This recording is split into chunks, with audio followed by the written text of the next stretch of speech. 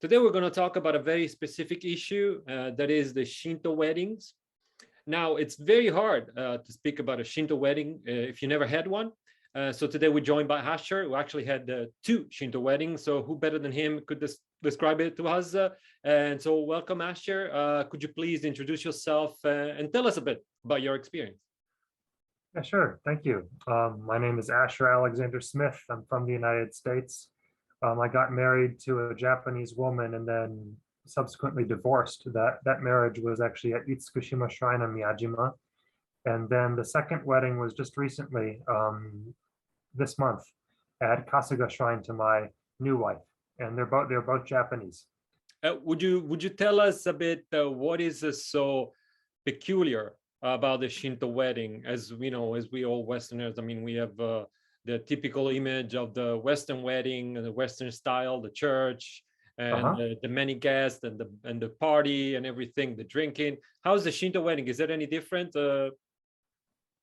Yeah, it's different in quite a number of ways. Usually you wear a kimono, and then the guests can wear suits or kimonos or really whatever they want. The shrines actually don't have a dress code, but typically a lot of people wear either kimonos or suits, and the bride and the groom will wear kimonos. And then there are the main unique factors there are, one is you give a speech, the man and the woman together, and but it's not like exchanging your vows that you've prepared. It's more like a set words like that you're reciting for the gods or the god or whatever the case may be. Itsukushima Shrine is three goddesses. Kasuga Shrine is one main Kasuga mountain god, and there are other ancillary gods there too. But and then the other two main things that are unique are, one, you take 3 sips of sake, Japanese alcohol, and either just three, like they'll pour it like 3 times, and then you drink it 3 times, and your wife drinks it 3 times. Or at Kasuga Shrine, they did it a little bit more elaborately, where like I took 1 sip, she took 1 sip, then I took 1 sip, then she took 1 sip, I took 1 sip, she took 1 sip, and then I started again, 1, 2, 3. So it was like sets of 3. So some kind of drinking sake, small cups of sake in threes, is, I think, the most unique factor in a most unique tradition, I would say, in a Japanese Shinto wedding. The third one is you rotate the holy sakaki tree branch. Like they give it to you as an offering to the god or gods. And you rotate it. And thank goodness I did it one time. I mean, in a sense, I'm happy I did it the first time. It's kind of like, because I was fumbling around, and this time they said, oh, you have to rotate the sakaki tree again. I've already done that. I know what to do. Like it's some hand movement that you put it around. Like you hold it, then you have to like do it clockwise with certain, anyway. I did it great. But that's the third unique thing. Another thing that you have to expect is that shrines limit the seating, limit the number of guests. Usually you can have people outside the shrine, but they have to stand up. Like friends, for instance, can stand outside the shrine, but that can be annoying usually, and especially if you're going to do a dinner or a lunch afterwards, you probably just want to stick it to people inside the shrine. But Itsukushima Shrine in Miyajima was 20 of family members on the groom side, 20 family members on the bride side, and 10 friends between them. Not 10 friends each, not 5 and 5 each, but 10 friends that you had to negotiate. I had to negotiate with my ex-wife, who wanted to invite her own friends and her own like professors and all sorts of people. And so it ended up being, I had one friend there in the group. I had to pretend another friend was my cousin to fit him in the family section. And then the third friend that I had invited, so I only had 3 friends nonetheless. The third friend was he actually was a photographer, and he agreed to be the photographer for the wedding in exchange for us paying for his nights at the hotel and stuff, and the banquet meal. So that worked out very well, very mutually beneficial between him and us. But nonetheless, that's what we had to do to get the number of friends. And then Kasuga Shrine was even stricter. I was actually really surprised. So you have to be careful about it, and might even, I mean, I chose based on the shrine only. So I wanted amazing shrines, high level shrines, and that's why I chose these two shrines. But as well as I had connections with, literal connections with family members. My ex-wife had studied, done research on Miyajima and was from Hiroshima. And my new wife is from Kansai, and her grandfather is from Nara City. And so very specific reasons we chose these shrines. But nonetheless, it might be worth it for people who don't really care very much. Because I'm sorry, I don't think I got to the end of that. Kasuga Shrine is 20 people on the groom side, 20 family members on the groom side, 20 family members on the bride side, and 0 friends. So that's what was surprising. I was like, no friends. I mean, so I actually invited one friend, and I had, who was an Asian guy, and he didn't end up coming. He couldn't come because of work. It was April 1st was the beginning of the fiscal year, I think.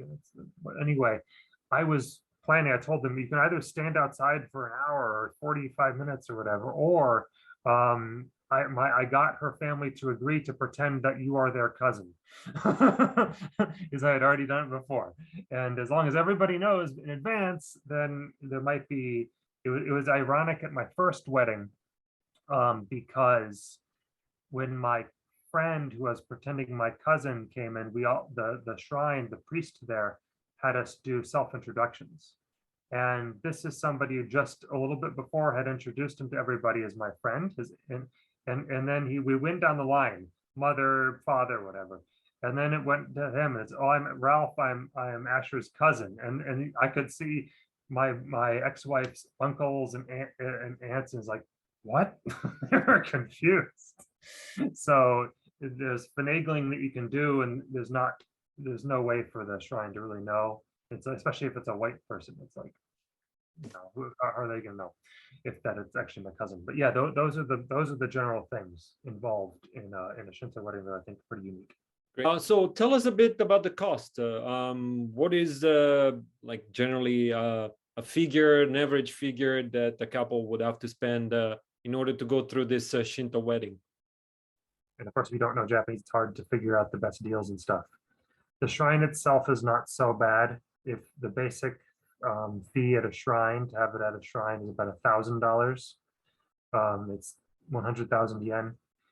And sometimes they'll have higher levels with extra things, depending on the shrine, but that's not so bad. But then the kimono rentals, if you don't already own your kimono, will cost a lot. And then in addition to that, they'll have little add-ons, such as like them. I mean, for most women, they need somebody helping them. Like a female's kimono is a little bit too intricate, too like the obi, the belt area is too much, is a little bit too into, unless someone has taken extensive courses on it, on how to tie a formal kimono, they're very unlikely to be able to do it themselves. And so hiring someone to do it is basically another necessity. In addition, and then you get to choose a number of styles, and I would say don't be shy about, like, for instance, at my first wedding, I own my own kimono, and I used it at my first wedding.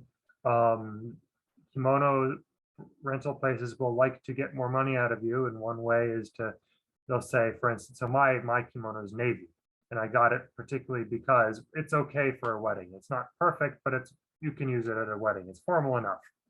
And whereas they will try to say, well, you can only really use black at a wedding. But the fact of the matter is, as I said, shrines don't have a dress code. So anyway, all things, you know, every little step is like thousands of more dollars. And so for instance, at my last, at Kasuga Shrine, for only the bride and groom, they actually have a set. If you get the highest level, actually $6,000 to get their Heian period style clothes, which is super special. Like that's the way the emperor empress would get married or have throne accession ceremonies and stuff. So that's what I actually did, and it cost $60,000, $6,000, 600,000 yen to do that. But then they had a set fee for the kimono rental place. They came in and did it for $1,700 basically. So that, you know, that's already $7,000 to get that whole thing packaged together. But that was our choice to have that very special dress that the Kasuga Shrine owned. Like the female is 12 layers of the of of different kimonos, and then the male was like the eboshi, which is the big like feathery looking thing in the back of a cap that's tied down here, in addition to Heian period clothes on the on bottom too. So anyway, in addition, so you basically it's easy to go up to $7,000 even with the regular rentals. It was not that much more. I think it would have been for us um, $5,000 to get everything handled.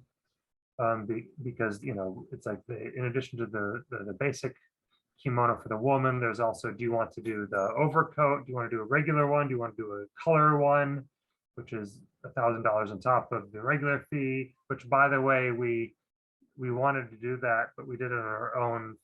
We actually bought the color. You can get used kimono stuff, especially for the woman. It shouldn't be too difficult to find used kimonos. However, for if you're tall like me, I just did it for myself in any way previously, but I had to get mine tailor made because I'm 6'4", 192 centimeters tall. So I had to get mine tailor made. There's no such thing as a used kimono in my size. I looked, and so so that cost me to get just to mail everything together with it almost $2,000 is what is the cost of my kimono. But I use it when I go out. I use it for special occasions. It's not just the wedding, and that's the benefit if you can manage to get a kimono on your own. So it might end up being about the same. If you get a used kimono, you buy everything you need for the woman. It might end up being about the same, actually. It won't be perfect material, but it probably doesn't matter because Japanese people tend to take good care of these things anyway. And if you know what you're doing, you will have it afterwards. So that's just the wedding itself. As I said, like you could say $5,000 to $7,000. That's pretty typical, I would think. But then in addition to that, the bride and basically the groom, I mean the married couple, but that often ends up being the groom, is on the hook for paying for the meal for everybody afterwards. And that can get really expensive, say $50 per person is, times how many people you invite. And so you have to be careful about that. And especially, that's usually held not just at a regular dinner like we did, just a relatively informal, but the basics, people, just gathering. But usually what Japanese people do in any wedding is a full blown wedding reception. And I personally don't like it. That's what I did for my first wedding. And the food was good. It was good to everybody there. But I was just scrambling to eat because they kept on having speeches and I had to translate the speeches because the person who was there, who was theoretically going to help with the translation, turned out not to be able to do it very well. And so and then they had me with a microphone and they just went down the line with a microphone and you had to prepare CDs, you had to prepare a PowerPoint presentation with pictures together. It's all this intense stuff that I would say, don't even do. It's not even worth it. It can be sort of fun, but it's just, it's just not worth it. It's too much of a hassle. So you try to do an informal dinner like I did. It's so much easier, especially after the big wedding, you can actually relax a little bit. And so, yeah, I mean, it could be like $10,000 is a minimum, I would say, if you're not super careful and don't do aggressive price shopping. But it can go up to even like people I've heard in Japan tip, like they like to push $30,000, which I think is absolutely insane. I think it's absolutely insane. No wonder a lot of people don't even have weddings in the first place. But just like avoid that. You have to be very careful and very much on your toes to lower the price. But if you pay $10,000, not so terrible. What about, because I've been in a couple of weddings here, what about the money that because usually if you get invited, you are supposed to give some money put it in an envelope. Is it the same thing in the Shinto wedding? Oh yeah, absolutely. That's no different. And so, yeah, like for instance, I never even looked up the proper amounts because I've never been a guest at a wedding, only at a wedding twice. Literally the groom at a wedding, but like we received, I think it's typical to receive about $300 from every couple family member. So we got like $300 from an aunt and uncle, $300 from grandparents, and then like $200 for well, I wanted to mention this earlier for the marriage segment, but it's the concept of like a mediator role, where that we invited my parents, two friends who live in Kyoto, American and a British guy. So they attended, and they gave a little bit of amount of money too. So you're right, you do invite everybody, and for a lot of people, if they're coming from out of town, you're technically supposed to pay for their transportation fees, which is why we didn't invite some people, in fact, like her relatives who live in Tokyo and stuff. One reason among many, it wasn't the only reason. But they do pay you back, sort of. So you pay for the But meal. my question was basically if any of this money in the end is it's going to make up for the expenses, or is You're just right. comparable? It does make up part way. It depends on how many. Actually, you know what? To be honest, if you invite a lot of people, it's likely that they will at least pay for their stuff. So you're right that it basically does make up for it. My first wedding, my ex-wife took all the money. I never even saw it. So it wasn't even on my mind, as I think it actually did compensate for all of her side. All of her side brought money, and then they paid for basically what we ended up paying for their meals and stuff, and for their tickets and whatever. So I think you're right. It does basically even out as far as the reception and as far as some measure of transportation fees are concerned. That says it definitely doesn't do it for everything. So you're paying for the wedding basically itself, no matter what. You're right that the reception basically balances out in many cases, but or at least goes some significant way towards balancing out. But the wedding, you'll still basically be on the hook for that full amount. It's not going to be compensating for the whole thing by any means. So you're talking about what like a 20% of the whole cost, 30% to get that even? So let's say you spend $15,000 because you invited 30 people, and then on average, let's say everybody have a lot of friends who don't have to give as much. And let's say what did I say? 15 times, let's say, let's do a quick calculation on the calculator. I think it's 225, but 15 times 15 is 2,000, 2,200, like $2,200 that you get back. And what did I say? 15,000. So that's like, 1/20th. I don't know. Not one. I'm sorry. 1/5 of the total cost, as a really rough estimate. And I haven't, but so it's not the full thing. It's not even half, but it's some significant portion, I would say. And what about like advice? Like, would you advise somebody who's a foreigner, in this case, to choose a Shinto wedding? Or I mean, because you had to, I guess, you must have liked it, otherwise you wouldn't have done it. But yeah. Well, what would be like the sum game here? Like, would you recommend it? Actually, I would. It's all for somebody who likes Japanesey stuff. Or any kind of traditional weddings and stuff. I personally I've liked Shinto since I was an elementary school student. Actually wanted to have my wedding be a Shinto wedding for about the same time too. So for me personally, it was actually absolutely something I wanted to do. And I would absolutely recommend it to anybody. The ceremony tends to be absolutely fantastic. You'll have the music that's 2,000 years old. You'll have the scenery depending on the shrine. So at Itsukushima Shrine, Miyajima, we're at high tide. And it was just like we're floating on water, when we're having the shrine. It was absolutely marvelous. And the second one was absolutely marvelous too. Absolutely gorgeous. They're like the miko, which are the maidens who work at shrines. They like dance with bells and stuff, and it's kind of ethereal.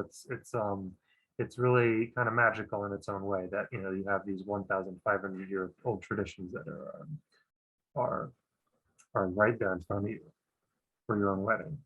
Then hopefully you will send us some pictures that we'll put up on the video. You know, Sure. Yeah, see sure, that. sure, sure. That'll be Yeah, perfect to do that. I think you have my Facebook, so you can just download freely. Okay, so just Yeah, just that's taking the it. easiest way. Take what you Ones like. that I like.